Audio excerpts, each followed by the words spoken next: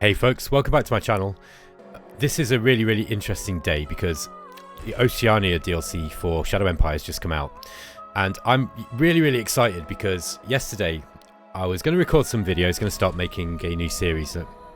But I really want to play on a specific planet type. And actually on the day of release there was a bug that was preventing me from doing that. But Vic is a legend and he put out not one, but 2 launch day patches to fix bugs and problems that people were finding, and yeah, so he's fixed this issue.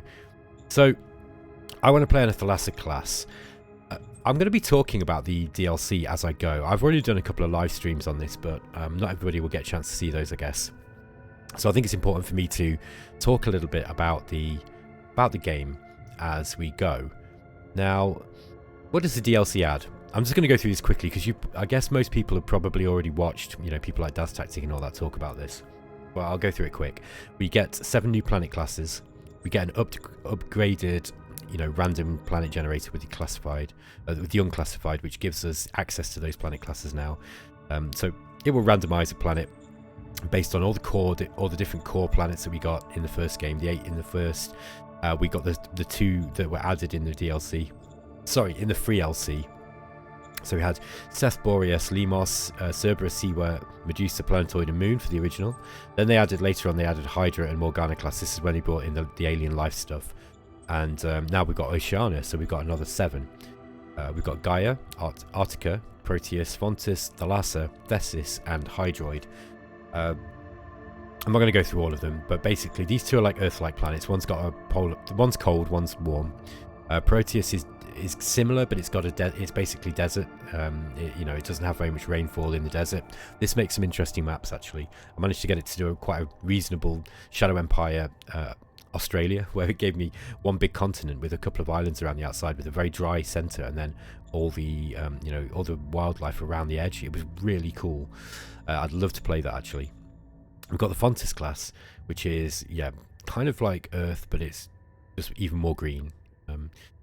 Then you're pretty much guaranteed to have alien life forms on this. I'm not going to play with alien life forms on this game if I can help it. The reason being is because the maritime trading houses are already quite a big drain on your economy and on political points, and in order to get the aliens in line you have to spend a lot of political points on them. So I think that added to the maritime trading houses is going to be a bit much. And just a heads up, I'm still learning this DLC, okay? I'm still learning this one. I don't really have much experience with the maritime trading house stuff beyond the mid game, so I'm going to be a little bit better equipped than others because I have been playing it for a little while. However, I don't really, I've not got that far into it. And talking to some of the other content creators as well, like DasTactic, I think we're all in the same boat here. I think we're also trying to figure this out. So I think if you are the sort of person who likes to watch lots of Let's Plays, go and check out DasTactic and some of the other guys who are doing stuff, because you will get a more balanced view of what's going on if you're just kind of looking at this game just to sort of see what it is that it does. If you're just watching because you like watching me play, then that's great, welcome. And yeah, we're going to get on with it. Thalassa we're going to have a look at. We've got the Tethys class. It has tendency to be hot and have a close to equal balance of water and land and very fragmented tectonic plates. This makes kind of like there's a lot of land masses on this, and kind of broken up with water. It's kind of interesting. Then we got the Hydroid. It's this small planetoid that happens to find itself in the Goldilocks zone. Due to the often young age of these planets, they might not often have very developed life. These planetoids are quite rare, but they do exist. So this is kind of a small. It's like a moon kind of style planet, but with with water on. But we are going to play the Thalassa. Thalassa is a water world. Planets in this class have relatively little land masses. They can be quite varied and do not always sustain life. Right, these are going to give you lots and lots of islands if you do it right. Now, as always, I want to put survival stress on. I think this makes the game more interesting because you get more major regimes, and sometimes you get more minors, sometimes you get less minors, but you always get more majors. This is what this one does. But like rather than like 4 majors and like 8 minors, you're probably going to get like 12 majors and 20 minors, so it's way more interesting in my opinion. You can, if you want to make the game more difficult, you put severe violence on. I'm not going to do that in this game because I'm still getting used to Oceania. Nemesis will give you a really strong major that's really way ahead. That can make the game quite difficult too. Other ones that might be interesting, Outpost colony drastically reduces the population. That's really hard. Like if you really want a challenging game, go for that one. I've actually got an ice planet game still going that I'm actually going to finish. I was thinking about finishing it this weekend, but I want to play a bit of Oceania first. But yeah, I played with Outpost colony on that, and it was just so difficult. And then we got spread out. This is ideal. This is made really for multiplayer games. But I know that some people really don't like starting next to other majors. Now, if you... Right, the reason why I don't like playing with this in single play is that I think that starting too far away from the other majors actually makes the game too easy. So I think that there's a balance to be struck, right? The way that the planet generator works is different planet types and the different settings with regards to how populated place will be, particularly will determine how close the majors are anyway. So you can manipulate this if you know what you're doing with the planet generator without having to use spread out, and spread out really does spread you out. However, in this particular case on a Thalassa class, I think it might be nice to play with spread out for once. I don't normally do this, like I say, but I think that this will actually ensure that if we've got lots of islands, then the majors will be more likely to be occupying their own island. So I don't know how this is going to affect the gameplay. It might make the game kind of like much more interesting. It might make it, you know, a little bit more about dealing with maritime trading houses, and you know, very much about kind of naval landings. We'll see. It might be quite an interesting game. So we're going to try it. I've put the map on large. The reason being is because we just go back and just check that, but I think I did. Yeah, I want it on large to supersize because there's not much land on these.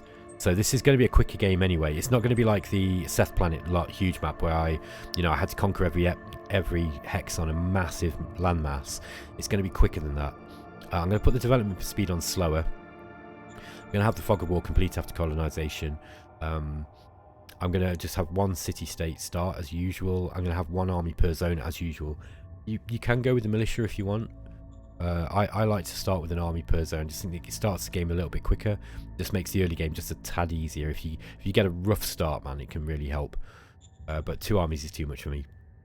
I'm not going to put any story modules on. We're going to have enough of that stuff with the Oceania DLC maritime trading houses interactions. So, but I think that this stuff is cool. I am going to use this eventually. I've never really played very much with them, to be honest, but just like with the maritime trading house stuff, these guys come to you and offer you things, and that you get a lot of decisions, and the decisions give you bonuses, but they also give you penalties. So it's kind of like you can make the corporations, cults, sects, and the crime syndicates stronger, but by doing so, they'll give you bonuses, but they'll also cause problems. And it's kind of, I don't know. I like it, but I don't like it enough to play with it all the time. But this is really good if you want to kind of open the game up to even more difficulty, basically, because it does make the game more difficult, in my opinion. Okay, I'm also going to put the difficulty level on hard, and I want to give the AI more time to think. You guys aren't going to see the turn processing times, and they are quicker if you turn this off by a long way. If you turn this on, the turn processing on a large map will go from like a minute to about 2 or 3 minutes. Maybe longer, later in the game, but I don't care about that. I play this game because I want to be challenged. I'm not going to put it on extreme because I don't really know what I'm doing with the maritime trading houses, and I think hard is going to be enough. Okay, this looks like a nice enough planet already. Gravity's a little low, but the spin's kind of slow, so we're going to have quite a dense atmosphere. Temperature's quite high. Let's just re-roll that. What I would like to get for this, I'd like to play with air forces a little bit more. So I want to get a really slow spin. There we go. 35's nice. 3.1 billion. This looks like a good planet. Temperature of 10. So atmospheric farming is going to be a little bit. It might be a little bit low for farming. Let's just see what we can get with that. I highly advise players play around with the map generator. All of these settings, by the way, they're not just. This is not just fluff. All of this stuff drastically changes how the game plays, okay? Gravity, the spin of the planet, all of this. This has got an Earth comparable atmosphere. Now look, we can do this. If we're in the tropics, right, we can do Earth farming here. Providing that we have the atmosphere to do it. This is interesting. Look, so we've got 1, 2, 3, 4, 5, 6, 7, 8, 9, 10, 11. We've got 12 months. We've got 12 seasons actually, but this basically, you know, look, early winter, winter, late winter, spring. Yeah, this is just like a standard. This is the standard, you know, 12-month cycle that we'd get with Earth. So this is quite easy to sort of understand. Mountain is 6. That looks nice to me. And yeah, this is what I'm talking about. Okay, this is what I want to see. We want lots of islands, some interesting shapes. And really, we want, you know, no more than 1 or 2 majors on each island. That's really what we want this game. We've got some quite big land masses, but some of them are small. Some of them have got. This is like kind of like, you know, Japan, where you've got the mountain ridge down the center, and everyone lives around the outside. This is kind of what this is going to be like, I think. Yeah, there's quite a lot of mountains on this for this kind of map, but I think this is going to be cool. Very, very interesting stuff. We've got some land masses that have got less mountains. We're going to be fighting over territory here. Very, very cool. Now, some of these smaller islands might disappear as the geology goes through. Let's just go to... Let's just continue. I like the look of this, actually. Yeah, look, so some of the little islands will kind of disappear, the very small ones. Is absolutely fine. Now, we've got an insidious human hazard here. Let me see if we can get something we can play with without having to have filters, you know, or envirosuits. Okay, so there's an irritant xenobiological hazard here, but we have got good alien tissue nutrition. Looks like we've got cloud forests here. These very green ones, look, these are cloud forests. These ones are, you know, like heavy forest, and then these ones around here are less heavy forest. You can see by the map terrain. There you go. That's less heavy forest. That's heavy forest than that. That's cloud forest, the very green one. So yeah, looks like we've got some tall mountains here, tall grassy mountain, high grassy mountains. Yeah, I love this. Like, if we start on one of these, by the way, this is plenty of space. You don't need lots of land. You can put several zones up on one of these if you want. And I think, yeah, I like this. This looks really, really cool. This looks really, really cool. So I'm liking this already. Not liking that xenobiological hazard. I wonder if we can re-roll that. I'd like to get just like an Earth-like planet if I can. I'm not going to spend too long on this, folks. If it turns out that I'm having to re-roll it a lot, then I'll probably just pause the video. But so what do I think of Oceania so far? I haven't really played with the maritime trading house stuff right until the end game, but I really, really, really like the mechanics so far. It makes the game play so differently to the base game. There's much less counter pushing and much more top-down strategic planning that you've got to go through in order to, you know, approach your victory, because you've got to deal with the maritime trading houses on maps like this. So you have to really think about which maritime trading houses you're going to work with, which ones you're going to try and boost, which ones you're going to try to, you know, to encourage the others to defeat. There we go. All right, we've got zero value alien tissue nutrition on this one, and we've only got forests. However, we've got no xenobiological hazards here. Yeah, we've got lots of nitrogen and oxygen in the atmosphere, some CO2. This looks good. Let's just have a look at the biosphere. Okay, so we've got some sea... we've actually got some predators here, look. Yeah, top sea predators, sea carnivores, and we've got sea herbivores. So we're going to be able to... Like, we've got crabs, uniballs, and mini tetrapods. So we're going to be able to do some fishing. And fishing can be quite, you know, lucrative as far as food is concerned, which is good because you're going to have less room for farming. But you've usually got enough room. Land plants as well. Yeah, these are, it looks like we've got... Now, if I remember right, this is millimeters. So I think you've got 92 meter plants. Is that right? That would be cloud forest, I'd have thought. Size 9235. I think this is millimeters, if I remember right. So yeah, that's like 92 meter plants. That's quite like, that's like cloud forest, unless I'm reading that wrong. But yeah, so we have got some forests here. This looks nice. I like this. Forest is always fun to fight through with infantry. We've got lots of mountains that we might need to fight with. Yeah, this looks like a really cool map. This is going to be really good for air forces and naval invasions, I think. Okay, let's go. And here's the colonization stage. Now, we've got 1 billion. We've just got over 1 billion population in 41 zones. Now, this is going to be... This planet is kind of old at 3 billion years. 3.1 billion years, which means we're going to get less in the way of metal, you know, finding metal. Now, there is lots of, looks like there is lots of mountains on that planet, you know, so we probably will get some metal, but having a high population will ensure that we get ruins to search, and that's going to make the game kind of play, I guess, a little bit quicker because of the artifacts that you get. And you can also, you know, you can basically get most of your early game metal from scavenging. I'm going to scroll down this so you guys can have a look at the history sidebar. I'm not going to read it all. This will give you a little bit of flavour, and it will also give you some clues as to what's going to happen. There you go, look. Okay. There's lots of mining on this one, it looks like, originally, and then it kind of transitioned into a service economy. I think I'm going to stick with that. You know, 1 billion population is probably about right.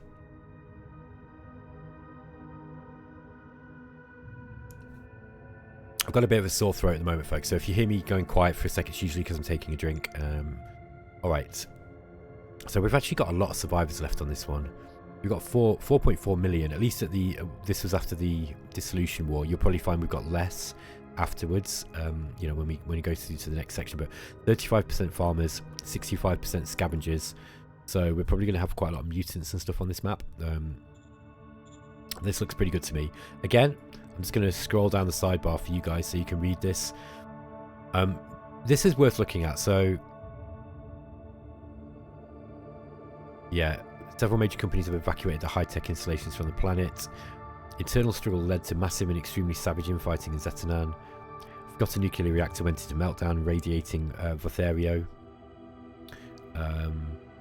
Terrible plague. Giant spaceship did crash. Okay, so there's not going to be too much radiation on this one. There was one zone that will be irradiated.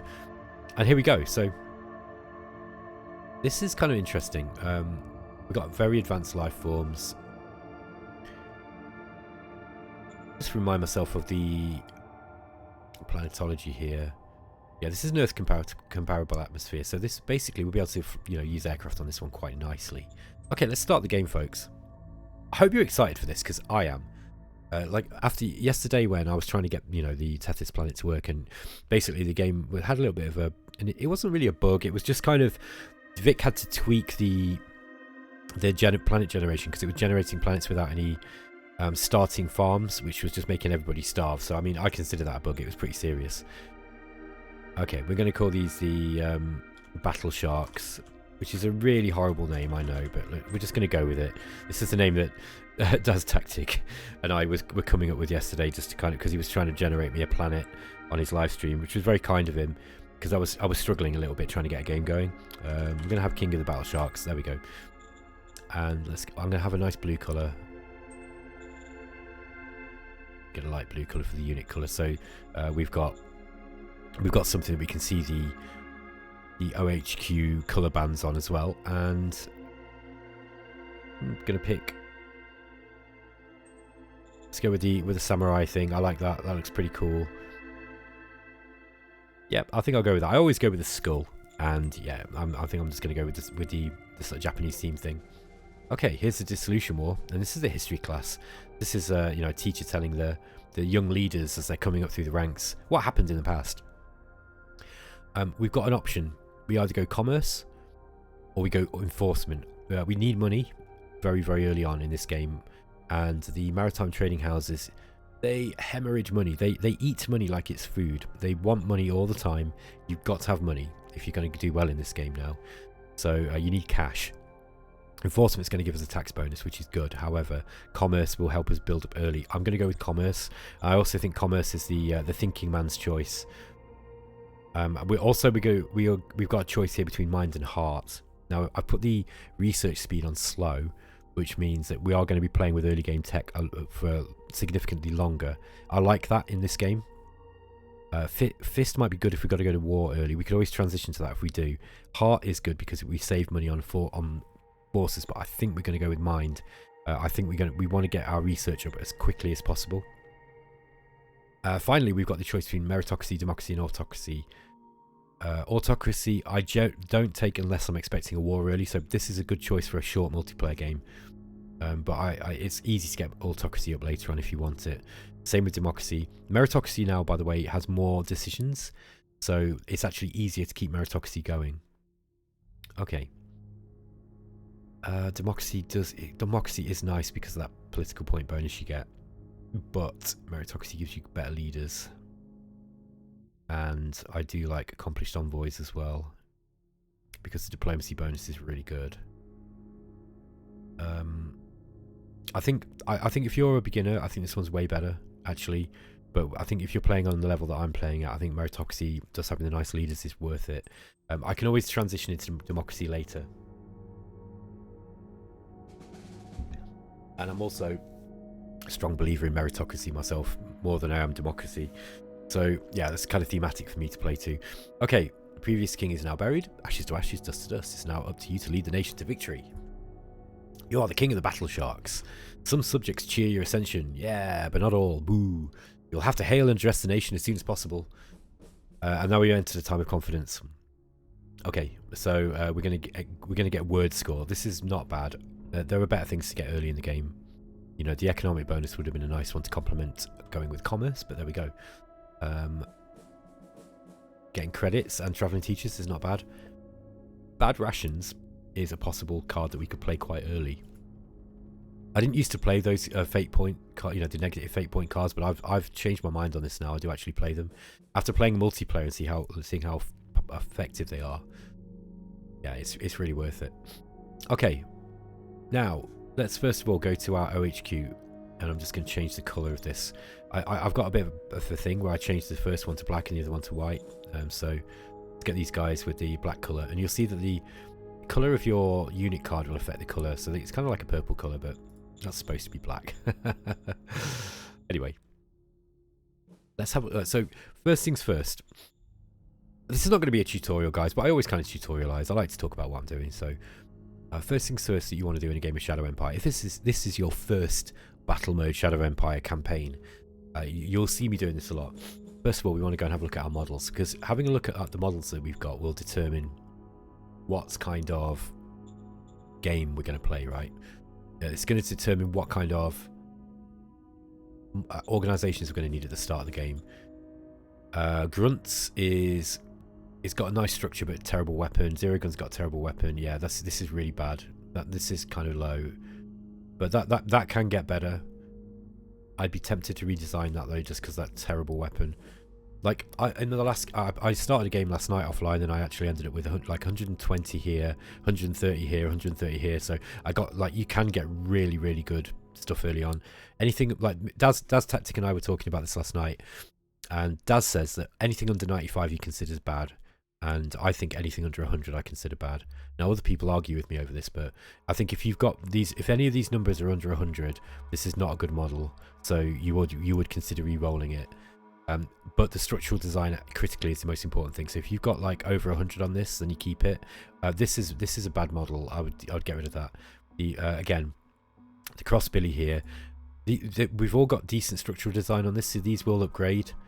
So these are not, critical to redesign actually, but that Zero Gun is probably quite rough. So I might want to, I would want to consider getting a model design early on this game, but they're not that bad. I mean, I've seen worse. 76 on weapons is poor. That's really poor. That's really poor. So we've got that's basically not much lower. You can't get much lower than that. I think 70 is the lowest you'll get.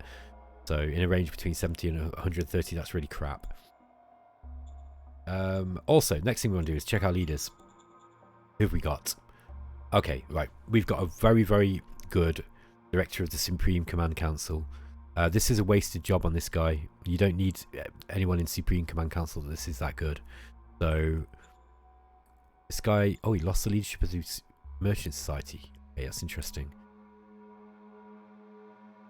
Yeah, he's got quite high seniority, so he's quite important in my government. So removing him from his job is going to be quite difficult. But his capability for intelligence 50, war 46, charisma 30. This guy is a very good commander. He's also really high inventor. So this guy really could be very good. He wants to be an advisor. This guy would be the best as an advisor, I think. So he's also got a high technician role. This guy would be excellent in model design. So instantly, if I get some political points, what I could do is I could take Logan Figure out of there. I could either put him in model design, I could put him in economic council, I could put him into, you want to make use of this high intelligence, but even better would be to have him as an advisor, and then attach him to model design or whatever.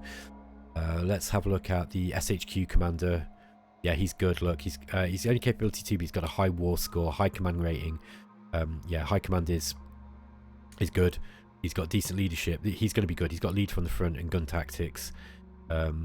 Administration and investigation are on the way as well. So yeah, this guy's not bad. His intelligence is a little bit low, but command wise he's going to be decent. Now I forget whether the SHQ uses administration skills. I think not. Have a look at administration. It's a boost of private credits, many organisation tasks. Yeah, I mean, I don't think he uses that actually. We'll know because as we go through the game, you'll see him rolling dice basically to see what he's doing. So I can never remember what that one is, but we've got an advisor. Another good advisor. Look, this guy's got really high investigation. What was his job? He was an enforcer. Okay, right. All right. So he's got really high investigation. Intimidation, covert ops. But if he had a higher war score, this guy would be really good as a secret service. But with intelligence that high and capability 3, I think this guy could probably be a very, very valid. I would be tempted, right, to get this guy into one of the, the research councils, and then I would. I mean, look, he looks like he was a soldier. He was an enforcer. But he's got some combat skills, so he wouldn't be a bad choice for the OHQ. But yeah, look, investigation, that's really, really high. This guy would be really, really good as a governor, actually. He'd be a really, really good governor. And I think with high intelligence like that, I'm starting to see the benefits of having really good governors in your thing. This is why I like meritocracy. Look at I've got some great leaders, by the way, here. These are great leaders. This guy he started his career as a community leader, and he's going to stay in the government. Look, he's already got leadership, he's got oratory, he's capability 3, 34 charisma, 31 intelligence. This guy's going to be good as that governor. So I'm going to leave him as the governor. This guy, I might move him into being a director of one of the councils, and then I'd consider putting Logan Figure in as our advisor, and then advisor, we just got to remember to attach him as he's needed. But this guy's really good. I mean, look, again, he would be amazing as a inventor. He'd be great as model design. This guy would be the best model designer you've ever seen. You don't need your best troop in model design, really. You want that in the I'd argue that you'd probably want that in the Economic Council or the Military Research Council, or you could put him in model design and just reduce his funding. So you could just leverage those high skill roles that you're going to be getting, and he's just got less funding. So everything could be cheaper. Okay, what else we got? We got the secretary here. I don't care what the secretary's like; it just makes no difference. This is good. You just want them to be like unambitious, yeah. So he's not emotional. This guy's pretty good. He doesn't like enforcement though, and that's a shame. So it might be difficult keeping Wayne Volson here happy, but that's okay. He's all right. He'll do the job. I've got a really, really good set. Apart from the SHQ guy he's still really good. I tend to judge people on capability, and that's not always right. You've got to look at the skills. By the way, there's another really, really interesting skill that I discovered the other day while playing with Drexy, which is, where are we? We'll see if any of them have got it. Sixth Sense. Check this one out, right? Hard to define, but a very valuable skill. It gives the leader a sense of what is the right course of action in almost any situation. It adds a random bonus of 1 up to half its skill value of 1 up to half its value to any skill roll. This is mad, right? Every time you make a skill roll, this guy is going to be adding between 1 and what's that? Sort of 21, 22 extra points to every single roll. Like Sixth Sense is really, really good. I'd never even considered that being a good one. We've got, this guy is really, really good. The commander of the first machine, look again. This is another really good guy. He's got 42. This guy would be excellent in model design as well. Excellent model design. So like we've already got our council here. Look, we can get this guy going into. I mean, this guy would be absolutely superb as a governor, a zone governor. But we've already got a good governor. This guy's perfectly capable. His intelligence is, and charisma is not anywhere near as high. So what I would probably think about doing here is putting maybe this guy in. Let's just say economic council, right? That guy goes economic council. We've got this guy going in, military council because he's again really high intelligence. So he's our reserve pool member. Then we've got this guy is going to go in as our advisor. And then we've got this guy as our model design. You see how this is starting to work? And then this guy can be our governor. And then he's really, really good. Yeah. Okay, all right, I'm starting to see this coming together. We've got a really good start here. This is very, very strong. Very, very strong. Now, we've got some militia. Let's start moving these militia out, I think. Let's see what decisions we've got to do. Yeah, it's just a new organisation. Now, model design might be nice at the start of the game. Bearing in mind we don't have the political points to start moving these guys around too much. So let's get this reserve pool guy in. 44 intelligence versus this guy's 50. It's much of a muchness, but he's going to have immediate bonuses. I am going to move these guys around a little bit. Definitely. This one, he wants to be a model design. Like, he's just high intelligence and he's got technician skills already. So I'm going to go with military council first, so we can start getting.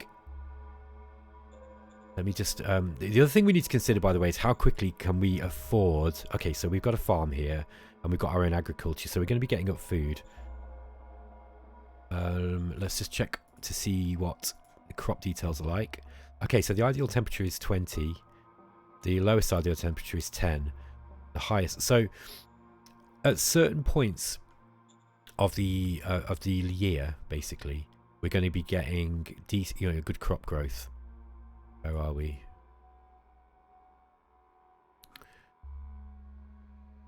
All right. So depending on where we are in the map, let's just have a look on the strategic map.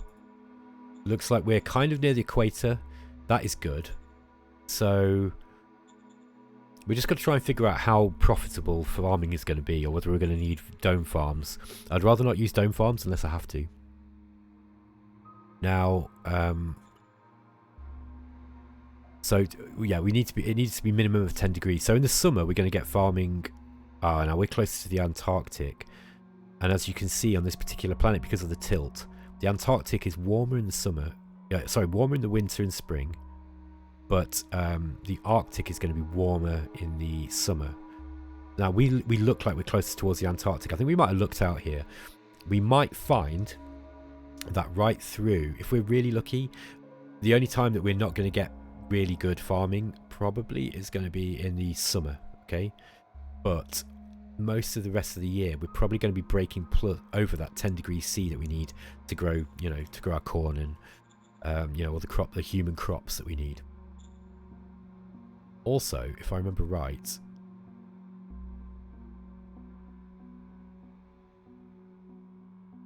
okay, there's no nutritional value in the alien stuff, so it is going to be. We're going to be relying on Terran plants. Why are you fussing about this, Ben? Right, okay, the reason being is because you can, if you don't check that, right, you can start building all these farms up, and you've got, like, let's say you get a level 3 farm and you've got 19,000 workers, which is a lot of people to pay to get 900 food. That's a lot of people, by the way. And then you hit a point where your temperature goes so low that the crops is just not making anything. You're just wasting that money, right? And then you're thinking you're better off really with dome farms at that point. So if you just have a look at the dome farm here, you've got the agricultural dome facility. This would be at the level 3, would be producing. Yeah, it's less workers, and you're still getting 900 food, but you are putting in. Where are we? 56 energy. Okay, so you've got an energy cost to the dome farms. All right. Wow, gosh. Folks, I'm going to end the first episode there because I don't like having the episodes to be too long. So what I'll do is I will roll the turn in the next episode at the start, and then we will carry on. So thanks for watching, and I'll catch you in the next episode. Let me know what you think about this in the comments. Are you excited for this series? I really like to hear from people because it gives me an indication of, you know, what you want and what you want me to be doing. So yeah, let me know. All right, folks, take care.